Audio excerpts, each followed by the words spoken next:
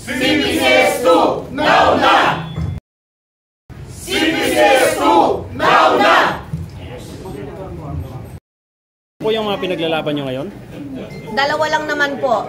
Ipatupad at humihingi po kami ng approval ng ating pong implementasyon ng CPCS2 at sana po maibalik ang aming mga allowances, benefits, and incentives, lalo na po ang bigas, HMO at ang Provident Fund namin po. Yun lang po. Kailan po kayo sumulat kay Pangulo? We write the President, yung bago po is last month po, yung latest po namin. Pero tuloy-tuloy po ang aming pagsulat at pakikipag-usap po.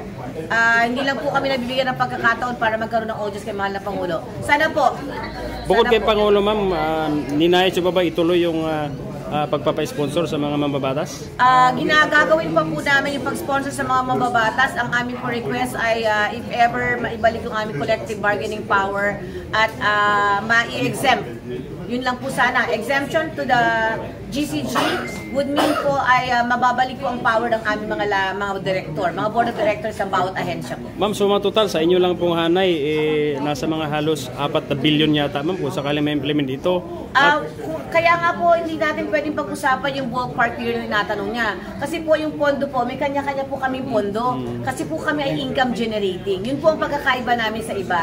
Yung iba po kumukuha ng pondo sa national government. Pero yung GFIs po, 7 big GFIs, hindi po. Pagkus po, kami po ay nagbibigay ng kinikita ng aming ahensya. Bank of the Philippines Employees Association.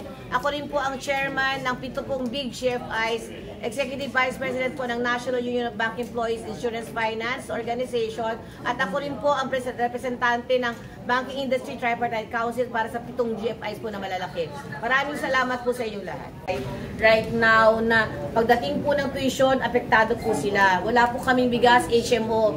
Ang aming pong hanay sa LBPEA po ay nagbibigay na ng life insurance para lang po matugunan po yung mga empleyado po na wala po HMO right now. So maraming salamat po at tuloy-tuloy po ang aming suporta sa mahal na Pangulong PBBM po.